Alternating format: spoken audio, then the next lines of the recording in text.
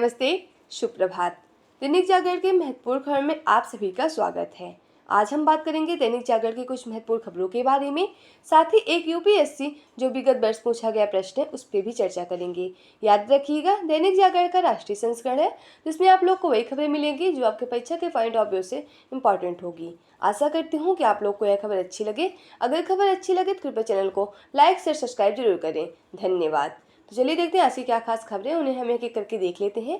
और खबर की तरफ आगे बढ़ने से पहले हम प्रश्नों को देखेंगे, उसके बाद हम खबरों को एक एक करके देख लेंगे। तो आइए देखते हैं आज का प्रश्न क्या है। यह सिविल सेवा परीक्षा विगत 10/2022 का प्रश्न है।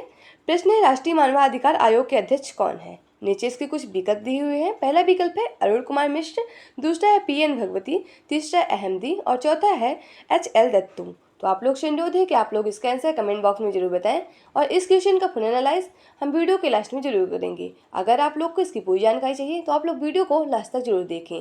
साथ ही आप लोग एक क्वेश्चन का आंसर और दीजिएगा। जो राष्ट्रीय मानवाधिकार के पहले जो मुख्य आयोग थे, मतलब आयोग के अध्यक्ष थे, वो कौन थे, जिसे भी आप लोग कमेंट बॉक्स में जरूर बताएं। तो चलिए देखते हैं आज की क्या खास खबरें, उन्हें हम एक एक करके देख लेते हैं।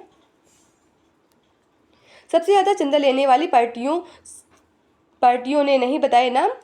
चुनाव आयोग ने चुनावी बॉन्ड का सारा ब्यौरा और पार्टियों का पत्र व्यवहार किया सार्वजनिक। अप्रैल 2019 से पहले को चुनावी बॉन्ड के आंकड़े भी हुए जारी और अप्रैल 2018 से अब तक किस पार्टी को कितना मिला चंदा ये भी जारी हुए। और चुनावी चंदे में सबसे बड़ा हिस्सा जो है भाजपा का, उसके बाद तृणमूल और कांग्रेस का है।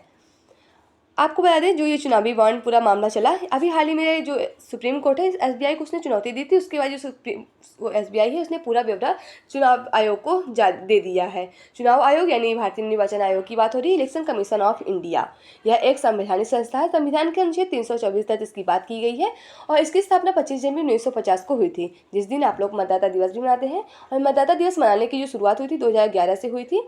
और मतदाता दिवस मनाने का मेन उद्देश्य ये था कि जो आने वाले युवा मतदाता है उन्हें जागरूक करने के लिए मतदाता दिवस मनाने की घोषणा हुई थी।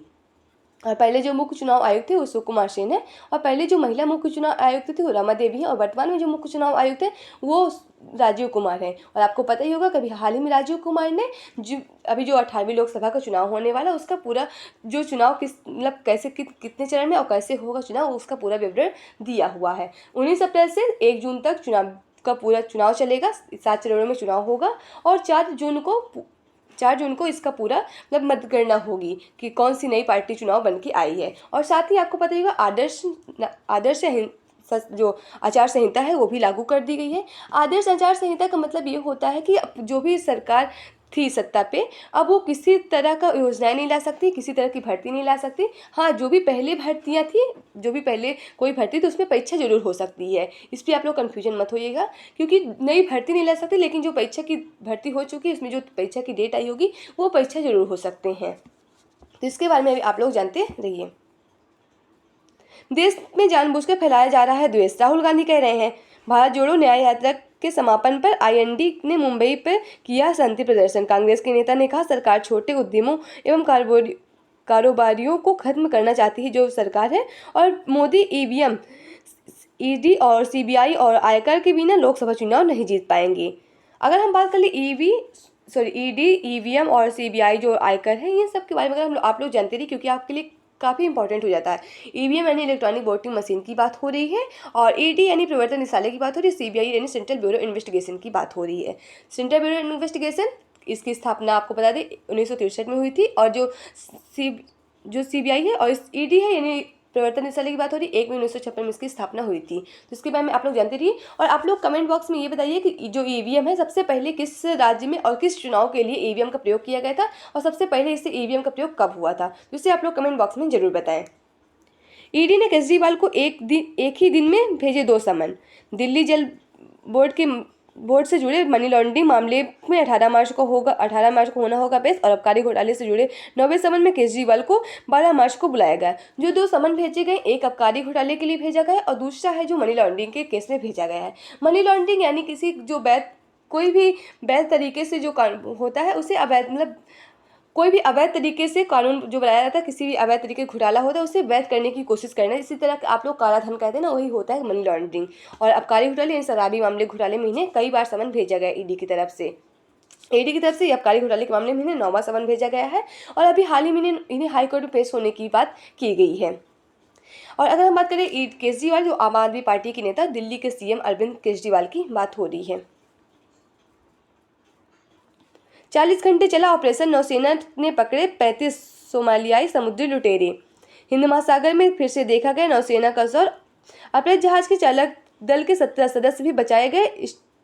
स्टील्थ गार्डेड मिसाइल विध्वंसक INS कोलकाता का ऑपरेशन में किया गया इस्तेमाल और मार्कोस भी उतारे गए।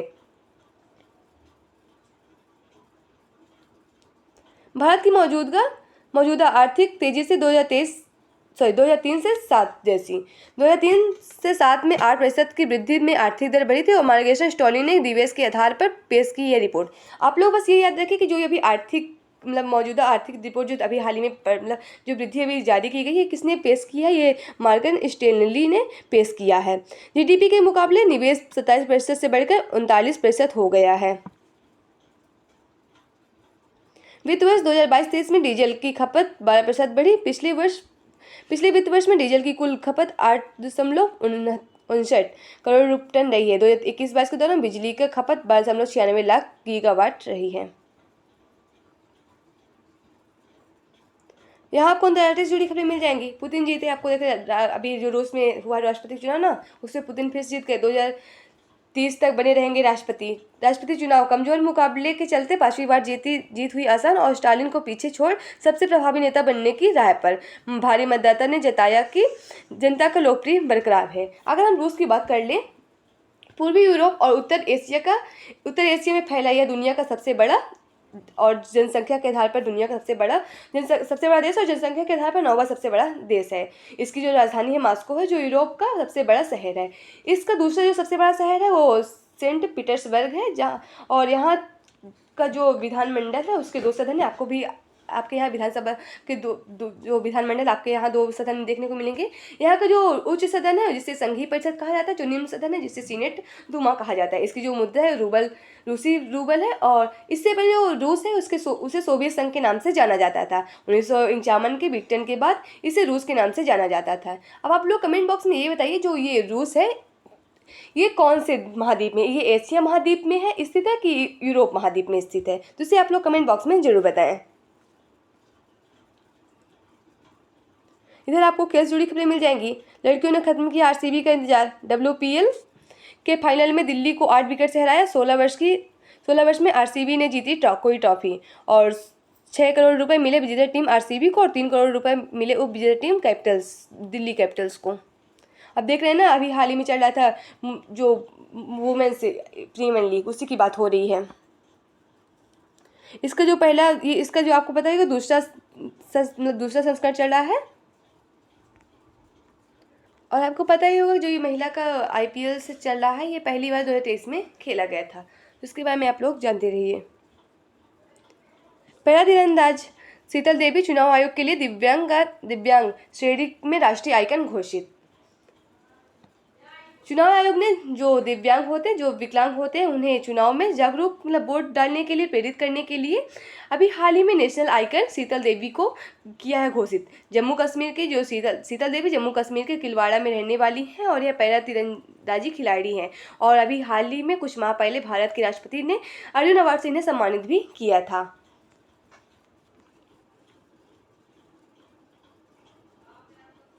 यहाँ आपको परीक्षा के पॉइंट से चलना से जुड़ी खबरें मिल जाएंगी, तो इसे आप लोग जरूर पढ़िए। राष्ट्रवाद को दबाने के लिए अंग्रेज ने पारित किया रॉलेट एक्ट। ब्रिटिश सरकार ने 1919 में आज ही रॉलेट एक्ट पारित किया था। इस कानून से सरकार को किसी भी व्यक्ति के मुकदमे के बिना गिरफ्तार करने की शक्ति मिल गई थी। गांधी जी और अन्य नेताओं ने इस दमनकारी कानून के खिलाफ हड़ताल का आह्वान किया था, जिसे रॉलेट सत्याग्रह भी कहा गया था। और इसे काला कानून क्यों कहा गया था, इसे आप लोग कमेंट बॉक्स में भी बताएं। और इसके 3 जो महत्वपूर्ण नारे थे, मतलब इसमें कहा गया था ना अपील ना दलील, बिना अपील बिना दलील बिना वकील। ये इसे क्यों कहा गया था, तो इसे आप लोग कमेंट बॉक्स में जरूर बताएं। और ये हिस्ट्री से रिलेटेड आप लोग की बहुत ही इंपॉर्टेंट खबर है, इसे आप लोग जरूर ध्यान में रखिए। अंतरिक्ष में चलने वाले पहले इंसान बने एलेक्सी लियोनोव। सोवियत संघ के अंतरिक्ष यात्री एलेक्सी लियोनोव ने 1965 में आज ही के दिन अंतरिक्ष में चलने वाले पहले इंसान बन गए थे। उन्होंने अपने अंतरिक्ष यान से बाहर निकल कर 12 मिनट 9 सेकंड तक चहलकदमी की। हालांकि इस दौरान उनके जो स्पेस सूट बुरी तरह से क्षतिग्रस्त भी हो गए थे। आइसलैंड में ज्वालामुखी विस्फोट। आइसलैंड के दक्षिण पश्चिम में स्थित ग्रेडविक ज्वालामुखी के विस्फोट के बाद पूरा आसमान सुखर हो गया। लावा और धुआं के कई किलोमीटर की ऊंचाई तक फैल गए। ज्वालामुखी से लावा के फव्वारे निकल रहे। आसपास के क्षेत्र में 3.5 किलोमीटर लंबे दायरे भी हो गए हैं। आपको पता है कि जो ये भी ज्वालामुखी फटा है आइसलैंड में फटा है और ये रेकजेक्स प्रायद्वीप में फटा है। अभी हाल ही में यहाँ ज्वालामुखी विस्फोट हुआ है और जिससे फलस्वरूप लावा का उद्गार भी हुआ है। अब आपको ये पता होगा जो लावा होता है अगर वो पृथ्वी के अंदर जब रहता है तो उसे मैग्मा भी कहते हैं। तो इसके बारे में आप लोग जानते रहिए। मैग्मा 5000 साल पुराने कंकाल के डाउन सिंड्रोम के लक्षण। शिशुओं की प्राचीन हड्डियों के डीएनए से डाउन सिंड्रोम का लगाया गया पता और प्रागैतिहासिक काल के स्पेस चाइल्ड से कैसे बर्ताव करते थे इसका भी पता चलेगा। यहाँ आपको मूवी से जुड़ी खबरें मिल जाएंगी। अगर इंटरेस्ट हो पढ़िए, ना हो तो कोई बात ही नहीं। तो आज की खबरें समाप्त होती है। आशा करती हूँ कि आप लोग को यह खबर अच्छी लगे। अगर खबर अच्छी लगे तो कृपया चैनल को लाइक से सब्सक्राइब जरूर करें। अगर आप लोग के पास कोई सुझाव है तो भी आप लोग हमसे साझा कर सकते हैं। तो चलिए देखते हैं आज का जो प्रश्न था उसका हम लोग विश्लेषण देख लेते हैं। आज का प्रश्न था राष्ट्रीय मानवाधिकार आयोग के अध्यक्ष कौन है। इसका सही जवाब होगा ऑप्शन ए यानी अरुण कुमार मिश्र। अरुण कुमार मिश्र राष्ट्रीय मानवाधिकार आयोग के वर्तमान अध्यक्ष हैं। यह सर्वोच्च न्यायालय के पूर्व न्यायाधीश भी हैं। नेशनल ह्यूमन राइट्स आयोग के अंतिम अध्यक्ष तो न्यायमूर्ति HL दत्तू थे जिन्होंने 2 दिसंबर 2020 को अपना कार्यकाल पूरा किया था। अब क्या है राष्ट्रीय मानवाधिकार आयोग, इसके बारे में हम लोग थोड़ी बहुत जानकारी ले लें।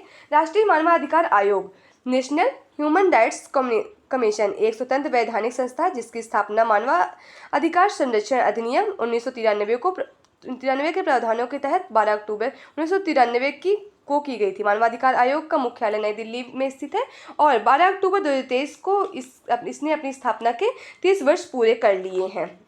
यह संविधान द्वारा दिए गए मानवाधिकार जैसे जीवन का अधिकार, स्वतंत्रता का अधिकार और समानता का अधिकार आदि की रक्षा करता है और उसकी प्रहरी के रूप में भी यह कार्य करता है। तो ऐसी खबरें समाप्त होती है। आशा करती हूँ कि आप लोग को यह खबर अच्छी लगी। धन्यवाद।